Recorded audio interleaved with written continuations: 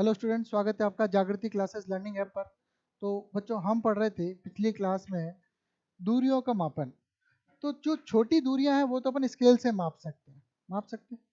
अगर आपको बोले कि भाई 6 सेंटीमीटर मापना है या 0.1 सेंटीमीटर मापना है, तो यहाँ तक अपन स्केल से माप सकते हैं। ये पिछली क्लास में अपन ने देखा था। कितना? 0.1 सेंटीमीटर से कुछ सेंटीमीटर तक ये अपन स्केल से माप सकते हैं। ठीक है। फिर वो बड़ा मीटर जो होता है, मकान बनाने वाले कारीगर होते हैं उनके पास, वो कुछ मीटर तक नाप लेता है। ठीक है ना। बहुत ज़्यादा लंबाई जो होती है, जैसे मान के चलो, मैंने कल बताया था आपको, किसी ग्रह की दूरी नापनी है या किसी तारे की दूरी नापनी है, तो अपन इतना लंबा स्केल तो बना नहीं सकते। तो इसके लिए अपन ने कल एक विधि पढ़ी थी। कौन सी विधि पढ़ी थी? लंबन विधि। कौन सी विधि? लंबन विधि। तो लंबन विधि से अपन ग्रह और तारे की दूरियां ज्ञात कर सकते हैं। ठीक है। इसी प्रकार कुछ और विधियां होती है जो इससे छोटी दूरियां होती है, उनको नापने के लिए तो अपन ने क्या देखा था कल? एक वर्नियर कैलिपर्स और एक स्क्रू गेज। स्क्रू गेज या गोलाई मापी है। ठीक है। क्लियर भाई? ये अपन ने कल यहाँ तक देख लिया था। अब बढ़ते हम आगे। ठीक है, इसको हटाता हूँ मैं, भी पिछली क्लास में देख लिया था। अब देखो, डी के निर्धारण के पश्चात हम इसी विधि से, क्या लिखा हुआ है, तो अपन अगला एक हेडिंग डालो उसी के आगे। सेकंड, चंद्रमा का व्यास ज्ञात करना। चंद्रमा का व्यास ज्ञात करना। लिखो, चंद्रमा का व्यास ज्ञात करना।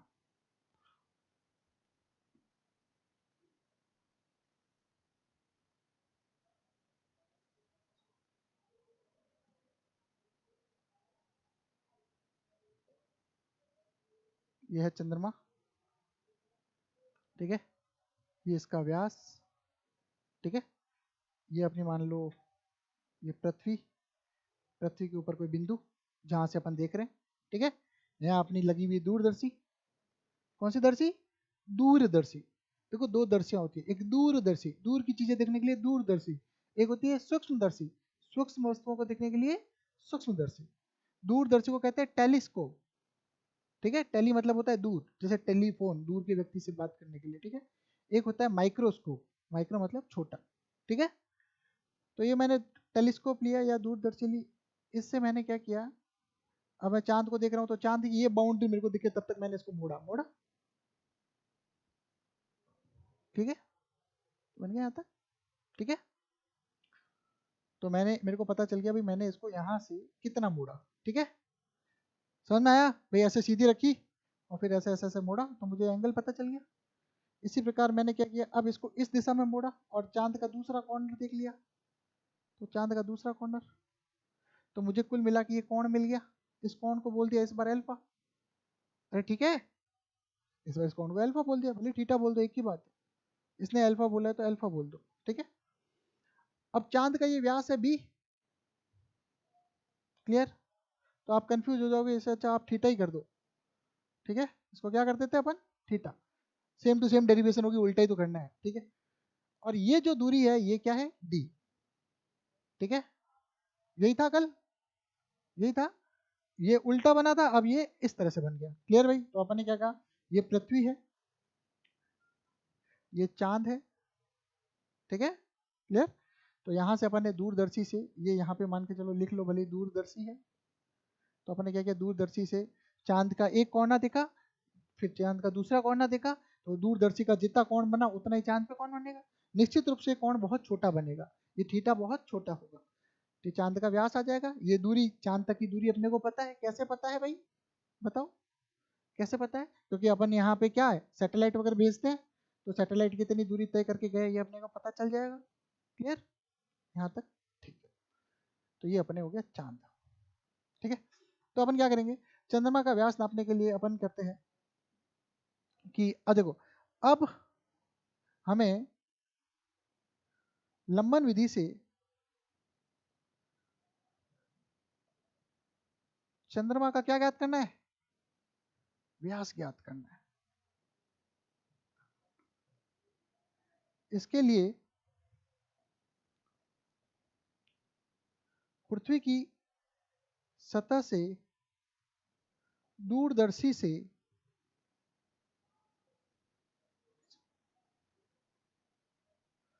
चांद के लिए कौन सा लंबन कोण थीटा ज्ञात करते हैं। लंबन कोण कौन सा थीटा ज्ञात करते हैं। क्योंकि पृथ्वी से चांद की दूरी d हमें पहले से ज्ञात है, क्लियर। ब्रैकेट में लिख लेना सैटेलाइट से, ठीक है भाई, ब्रैकेट में लिखना, ठीक है। अब हमें अब लिखो चांद का व्यास ज्ञात करने के लिए, चांद का व्यास b लिख देना है, b ज्ञात करने के लिए हमने माना या ज्ञात करने के लिए, ठीक है, यहाँ तक, ठीक है भाई। देखो क्या है, अब हमें लंबन विधि से चंद्रमा का व्यास ज्ञात करना है। इसके लिए पृथ्वी की सतह से दूरदर्शी से चांद के लिए लंबन कोण थीटा ज्ञात करते हैं। पृथ्वी से चांद की दूरी d हमें पहले से ज्ञात है सैटेलाइट के थ्रू, सैटेलाइट जो भी जाता है, रॉकेट जाता है ना, उसके थ्रू, ठीक है। चांद का व्यास ज्ञात करने के लिए यहाँ तक लिख लिया, लिखो।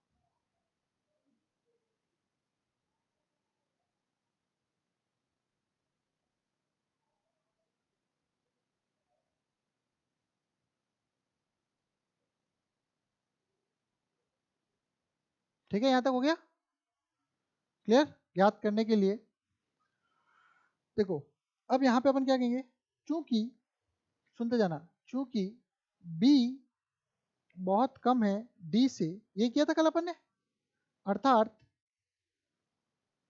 b बटा d बहुत कम है 1 से, ठीक है।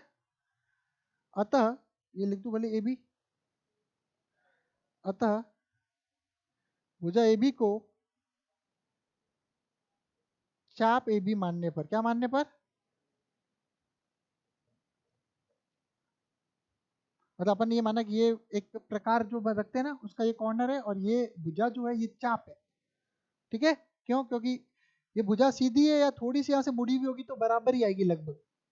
अरे बात आ रही कि नहीं, समझना, कल मैंने बताया था आपको, कैसे बताया था, मैंने कहा यहाँ बिंदु है और दूरियां बहुत ज़्यादा है, ठीक है। तो अगर इसको यहाँ सीधा बनाऊँ या थोड़ा सा ऐसे गोलाई करके बनाऊँ तो बात तो वही की वही आएगी, क्लियर।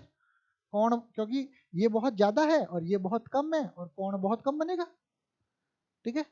तो अतः भुजा ए बी को चाप ए बी मानने पर कोण बराबर चाप बट्टा त्रिज्या, ठीक है। क्या करेंगे, मान रखने पर, क्या करने पर, मान रखेंगे तो कोण कितना है भाई, इधर लिख देता हूँ, थीटा, थीटा कितना हो जाएगा, चाप कितना है बी, ए बी जो है वो एक्चुअल में कितना है बी तो है, और त्रिज्या कितनी है डी, और अपने को क्या ज्ञात करना है, बी तो ज्ञात करना है, तो बी बराबर कितना हो जाएगा थीटा इंटू डी। अरे क्लियर है कि नहीं है, बी अपने को इस बार चाप व्यास ज्ञात करना है, तो अपन लिखेंगे अतः, अतः चांद का व्यास या चंद्रमा का व्यास, लिखो बी बराबर थीटा डी, जहां थीटा रेडियन में है, लिखो भाई, लिखो।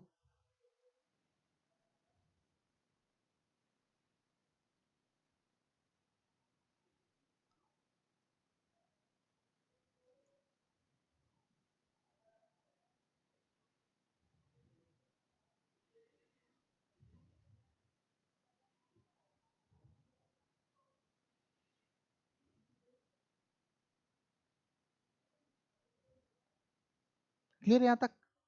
देखो क्या है, इधर बताता हूँ, अभी किसी को नहीं पता होगा कल की क्लास में, बाकी लिखते जाओ। ये आपको पता है कोण बराबर चाप बट्टा त्रिज्या, ये तो पता होगा ना। तो ये तो 10वीं 11वीं कक्षा में जब आप साइन थीटा कॉस थीटा पढ़ना शुरू होते हो तब भी आपको पता होता है कि कोण बराबर चाप बटा त्रिज्या होता है। तो देखो क्या होता है, फिजिक्स, पहली चीज है फिजिक्स मानने पे आधारित चलती है, ध्यान रखना। इसमें ये माना गया है कि मान के चलो ये कभी भी बहुत बार होगा, ये त्रिभुज है, ठीक है, और ये त्रिभुज की ये भुजा है सीधी, ये कौन है, कोई थीटा, ठीक है।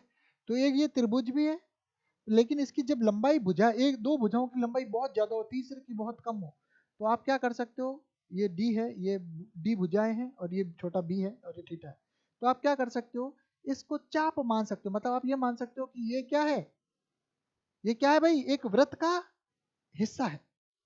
दूसरे तरीके से बताऊं, चलो दूसरे तरीके से बताऊं, ये वृत्त का हिस्सा ही मान लो, वृत्त ही मान लो। वृत्त से अगर मैं यहाँ पे ये ऐसे बनाऊं, ठीक है, तो आप बताओ, ये चाप भी है और ये भुजा भी मान सकता हूं ना। अरे लगभग तो उतना ही आएगा, सीधा मान लो तो भुजा आ जाएगी, चाप। तो आप ध्यान रखना, जहां जरूरत पड़ेगी वहां अपन चाप को भुजा मानेंगे, जहां जरूरत पड़ेगी वहां अपन भुजा को चाप मान सकते हैं, ये ध्यान रखना। क्लियर है भाई? अभी देखो, अभी फिजिक्स में अपने को बहुत कुछ मान के चलेंगे, जो फिजिक्स तभी होगी जब अपन मान के चलेंगे, ठीक है, पहली चीज। क्यों? क्योंकि इतनी सूक्ष्म चीजें हैं, पहले उनको माना है, किसी ने माना है तत्व, जो तत्व आंखों से दिखता नहीं, है ना। परमाणु, देखा कभी आपने परमाणु देखा? नहीं देखा, पर आज अभी तक आप परमाणु परमाणु पढ़ते आ रहे हो।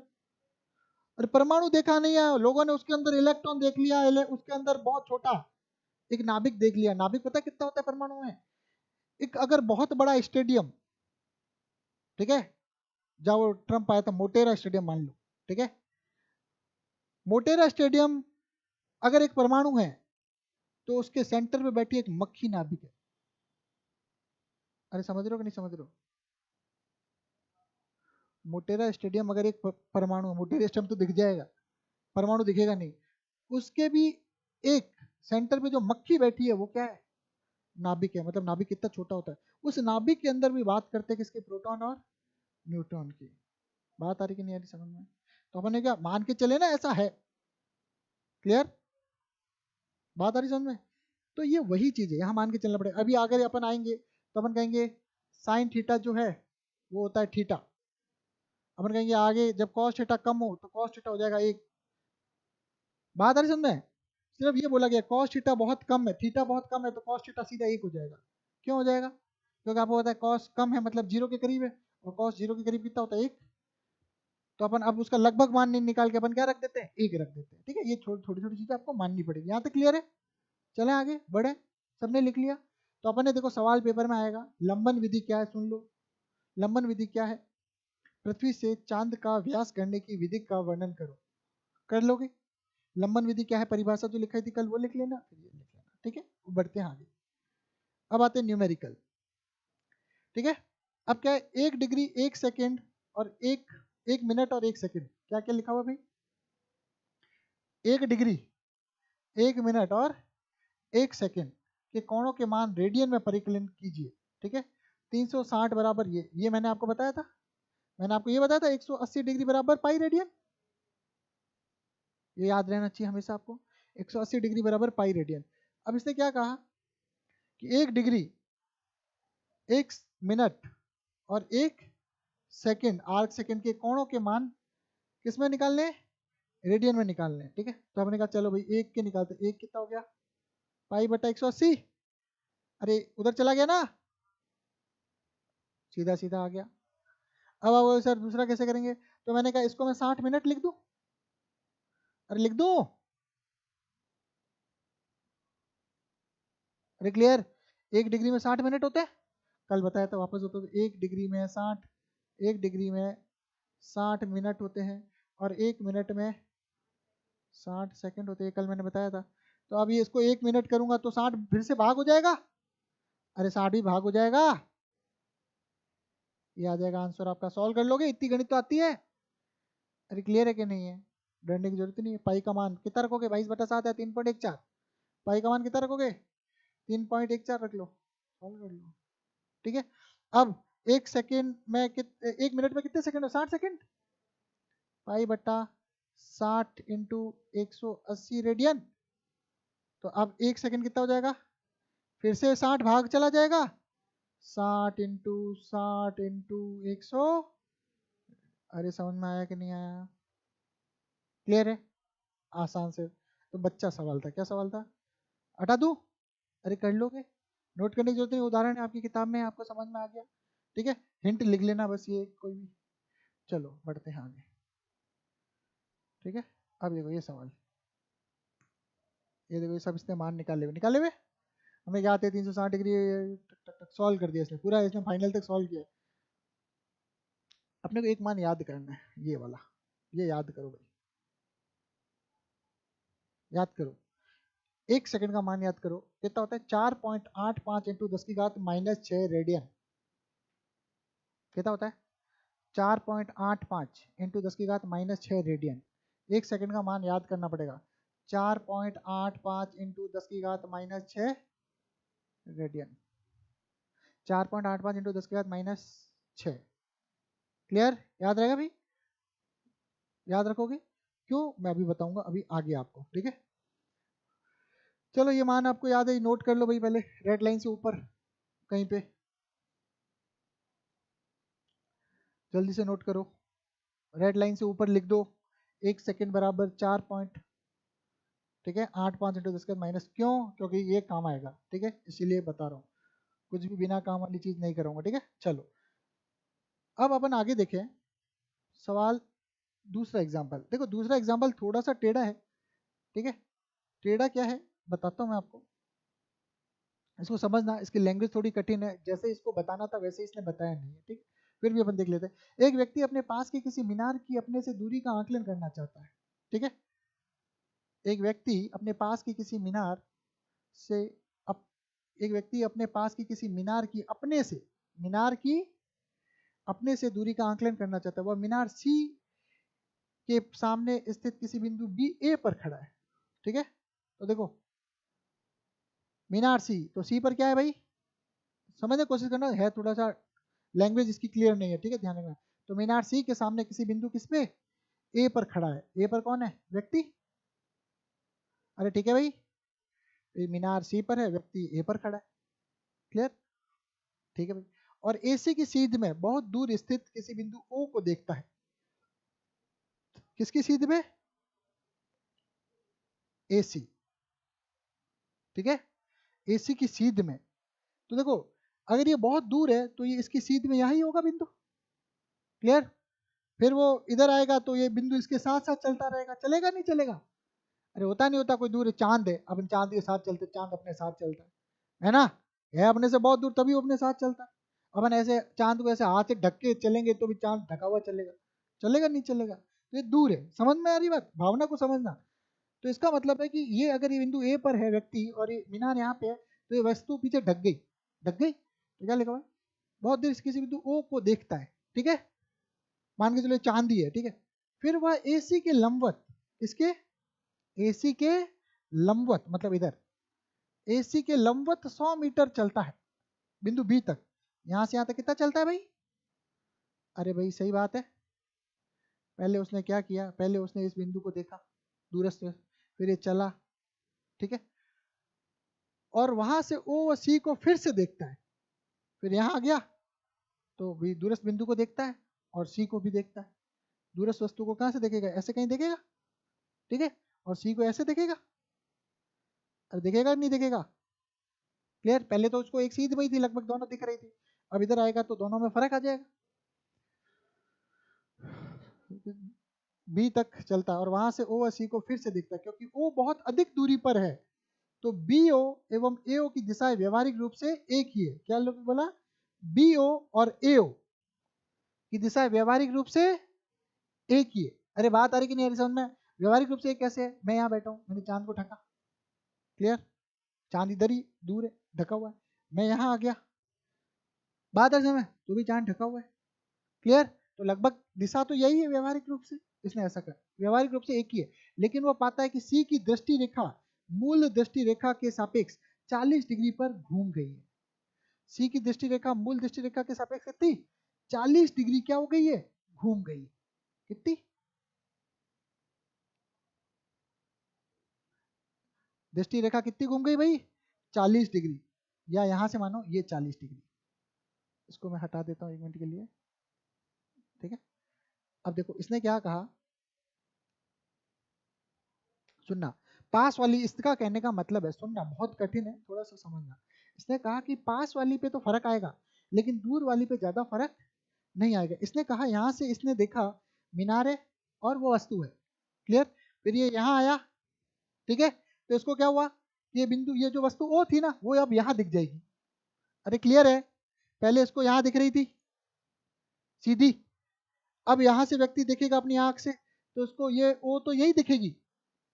अरे क्लियर, मतलब वो तो कहेगा इसी सीध में, लेकिन इससे ये कितना कोण बनेगा? 40। अरे बात आ रही कि नहीं? वैसे वापस समझते हैं, देखो कैसे। मैंने ये कैमरा मान लो, कैमरा पड़ा है, ठीक है, कैमरा को माना, मैंने कहा भाई ये मैं एक कैमरे को देख रहा हूँ, ठीक है, और कैमरे के साथ मान के चलो इसके आगे कोई वस्तु रखी हुई है, ये चार्जर मान लो, ठीक है, मैंने ऐसे रखा, ठीक है, तो मेरे चार्जर भी लगभग मेरे को दिख रहा है, लेकिन अब मैं मान के चलो इधर आया, ठीक है, तो चार्जर तो बिल्कुल इधर चला गया। अरे चार्जर तो मेरे इधर चला गया और कैमरा तो अभी भी मेरे इधर सीध में ही है, तो मैं कैमरे को क्या मानूंगा? अभी भी सीध में, क्योंकि वो दूर है, और इससे मेरा कोण बन गया, कितना बना भाई? 40 डिग्री। अरे क्लियर है कि नहीं है? इसके कहने का मतलब है दूर वाली वस्तुओं पे ज्यादा फर्क नहीं पड़ता। क्लियर? आपको क्लियर है यहाँ तक? चलो तो देखो, AO की दिशाएं व्यवहारिक रूप से, BO और AO की दिशाएं व्यवहारिक रूप से एक ही है, अभी भी सीधी है, अभी भी सीधी है। और अगर इसको कहें कि भाई इसको किधर दिख रहा था, तो आप कहोगे उत्तर दिशा में दिख रहा था सर, यहाँ आया तब, अब भी उत्तर दिशा में दिख रहा है। लेकिन पहले ये C वाला भी उत्तर दिशा में दिख रहा था, लेकिन अब ये C वाला जो है उत्तर दिशा में नहीं दिख रहा, थोड़ा सा कोण बना है, वो कोण कितना बना है? 40 डिग्री। अरे बात आ रही कि नहीं आ रही समझ में? क्लियर? समझना बहुत कठिन है, जितनों ने चैप्टर कर लिया है ना, आप उनसे पूछ लेना, ये सवाल बता दो। आप तो यहाँ से करोगे, घर पे एक बार रिवीजन करोगे तो आपके दिमाग बैठ जाएगा, बाकी जय बाबेरी कुछ नहीं आएगा, ध्यान रखना। बात आ रही समझ में?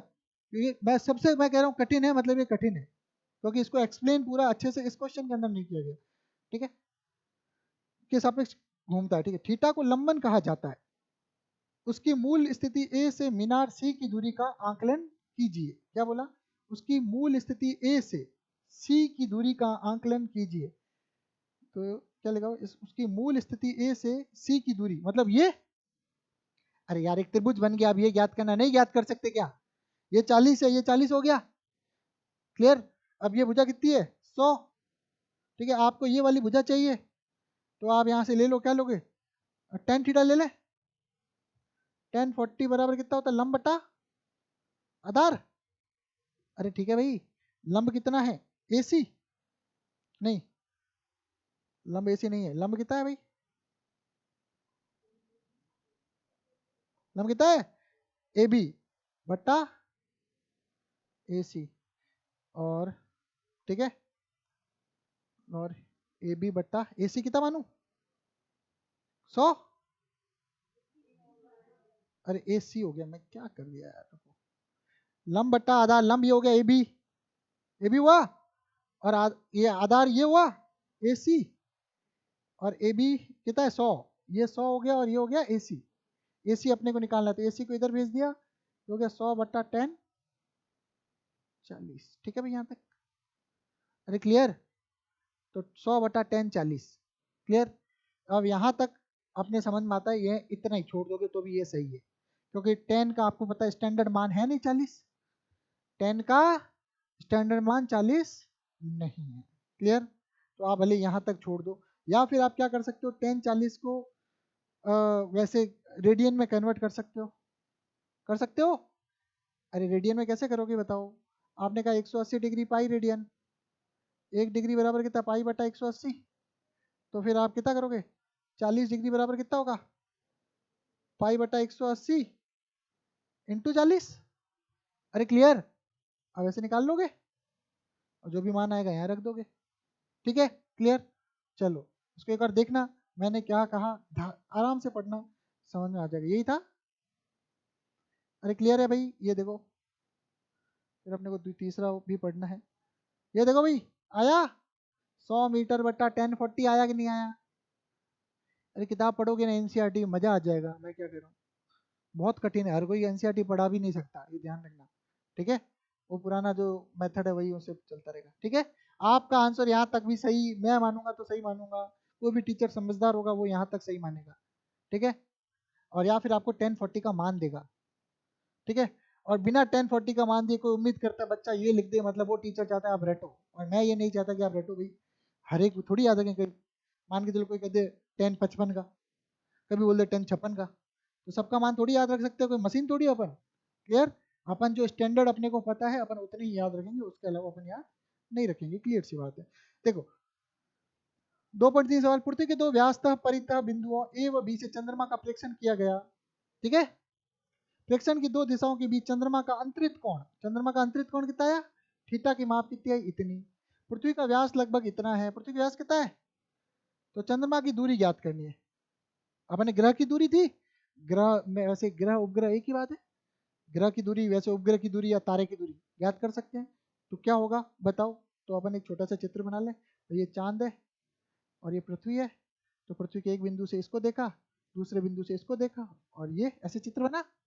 उसने कहा भाई ये वाली दूरी तो व्यास, पृथ्वी का व्यास दिया हुआ है, मैंने आपको बताया था याद है, त्रिज्या 6400 किलोमीटर बताई थी, 6400 किलोमीटर का डबल करो कितना, तो 12800। अरे होता है नहीं होता, 12800 किलोमीटर लगभग है कि नहीं है, अरे क्लियर है कि नहीं है, 12800 किलोमीटर ये। ठीक है, तो मैंने इसलिए पहले आपको याद दिलाया, तो अपन कैलकुलेशन में ये भी यूज कर सकते हैं, कोई फर्क नहीं पड़ रहा। ठीक है, तो ये हो गया डायम व्यास, इसको बी बोल दूँ। ठीक है, और ये अपने को ज्ञात करना है। ठीक है, और ये कोण दिया हुआ है कितना, थीटा कितना है भाई, 1 डिग्री 54 मिनट। ठीक है भाई, अब अपने को सॉल्व कैसे करना है, तो मैंने कहा चलो कोई दिक्कत नहीं, आराम से सोचो। कोण बराबर चाप बट्टा त्रिज्या, जिंदगी में कभी मत भूलना, इसका फॉर्मूला भूल सकते हो, लेकिन कोण बराबर चाप बट्टा त्रिज्या जिंदगी में कभी नहीं भूलना, ध्यान रखना। ठीक है, कोण कितना है, तो कोण इतना है, चलो ठीक है, कोण इतना रख लेंगे अपन। चाप कितना है, तो चाप तो अपने को ये बी है ना, और त्रिज्या अपने को डी ज्ञात करनी है, तो अपन कहते हैं थीटा बराबर बी बटा डी। अब अपने को ज्ञात क्या करना है, डी, तो अपने क्या कहा, बी बटा थीटा। अरे क्लियर है, अब बी तो अपने को सीधा सीधा दिया हुआ, ये बी है, और थीटा इतना है, तो थीटा का ऑपरेशन करना पड़ेगा।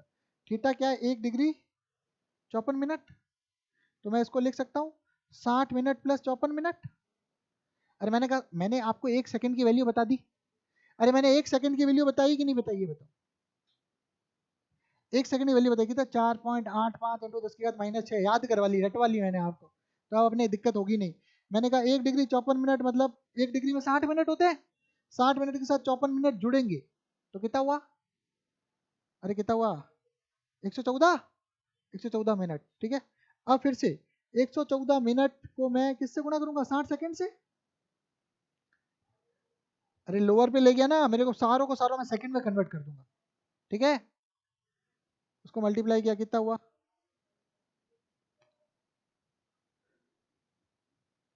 ये हुआ, देखो एक बार आप बताओ इतना हुआ, मानते हो इतना हुआ, तो मैंने कहा थीटा बराबर, सुनते जाना, 6840, और एक रेडियन है, रेडियन पीछे एक है ना, एक सेकंड है, 1 सेकंड को क्या बोलूंगा मैं, 4.85 × 10⁻⁻।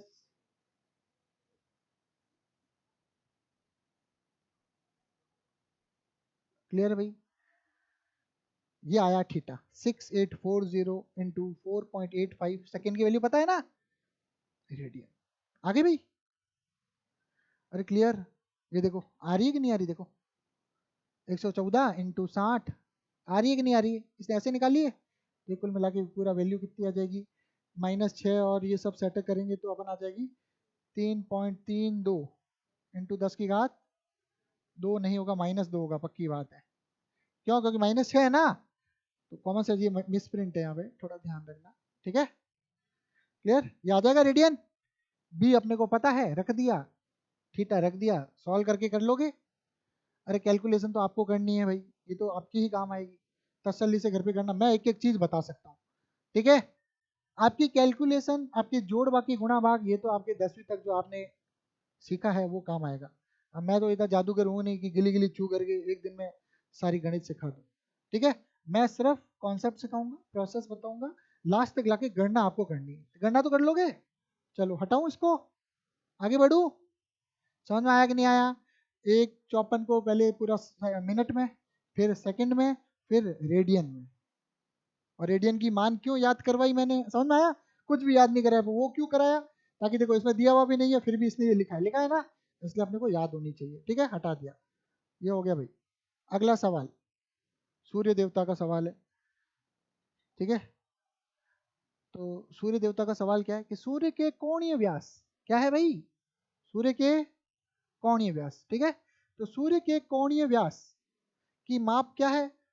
19-20 सेकेंड। ठीक है भाई, क्लियर?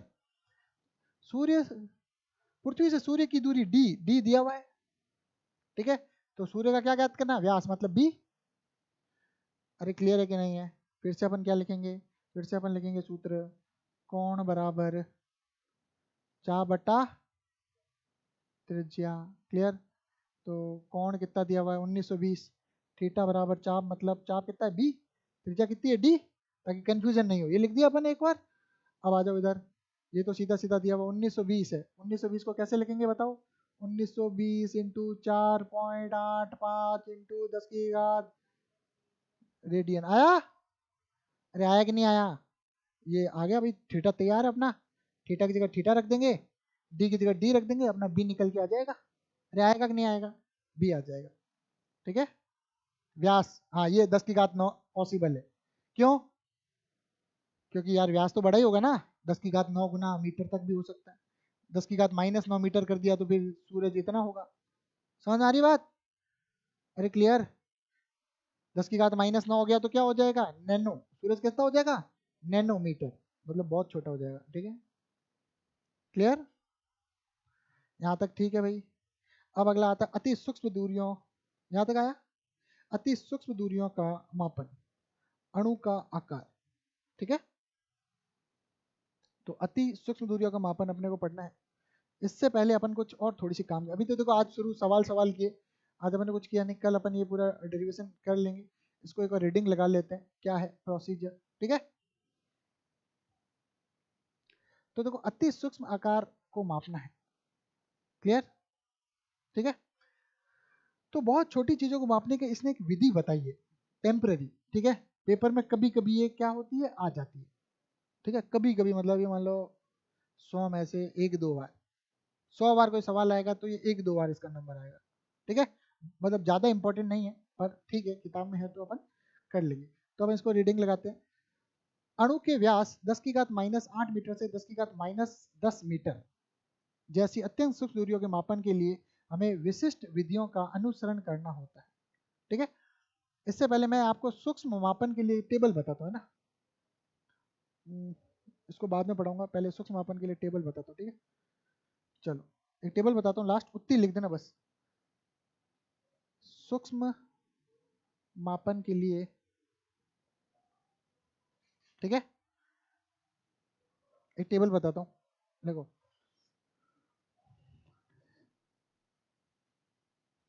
डेसी, सेंटी, मिली, माइक्रो, नैनो, पिको, अट्टो, अब छोड़ दो, इससे ज़्यादा क्या करें, कुछ नहीं। ठीक है, डेसी मतलब 10 की घात -1, सेंटी 10 की घात -2, मिली 10 की घात -3, माइक्रो 10 की घात -6, नैनो 9, पिको -12। ठीक है, अट्टो तो 18 होता है। फेमटो, हाँ फेमटो, फेमटो 10 की घात -15, अट्टो 18। ठीक है, ये लिखो भाई जल्दी से, लिख लिया? अब देखो इसको याद करने का तरीका देखो। बड़े मात्रक होते हैं ना, बड़े मात्रक। ठीक है, आपको भी मतलब बड़े मात्रकों के लिए इतना याद करने की जरूरत नहीं, वो आप समझ जाओगे, इतना काम नहीं आता अपने अपने ये काम आता है और बार बार काम आता है। मैं कह रहा हूँ ये रट लेना। ठीक है, छाप लेना, सेट कर लेना। देखो कोई बड़ा मात्रक है, उसको छोटा करना है, तो मैं क्या करूँगा, मान के चलो मीटर है। ठीक है, तो मेरे को छोटा करना है, तो मैंने उसको क्या कर दिया, मान के चलो मैंने उसको माइक्रोमीटर कर दिया। क्या कर दिया? क्या कर दिया? छोटा करना था, तो उस मात्रक को मैंने क्या किया? माइक्रोमीटर कर दिया। तो मतलब 10 की घात -6 मीटर हो गया। ठीक है भाई, बात आ रही समझ में? मान के चलो उसको मुझे धारिता है, धारिता मान के चलो, धारिता का मात्रक है फेरेड, और मुझे उसकी मात्रक नैनो फेरेड करना है। क्या करना है? नैनो फेरेड। तो नैनो फेरेड का मतलब क्या है? 10 की घात -9 फेरेड। अरे समझ में आ रही कि नहीं आ रही बात? मतलब आगे मात्रक के आगे जो भी है उसकी संख्या ऐसे लिख लेनी है। ठीक है, याद करने का तरीका क्या है? डेसी आपको पता ही है, 10 की घात -1, लेकिन ये काम बहुत कम आएगा, छोड़ो। ठीक है, सेंटी तो आपको पता ही है, सेंटीमीटर। अरे आप लिखते हो ना 1 सेंटीमीटर, इसका मतलब होता क्या है? 1 × 10 की घात -2 मीटर, यही तो होता है। अरे होता है कि नहीं होता? आप इस सेंटीमीटर को ऐसे ही तो लिखते हो यार, यही तो लिखते हो। 1 सेंटीमीटर को क्या लिखोगे? 0.01 मीटर, यही लिखोगे।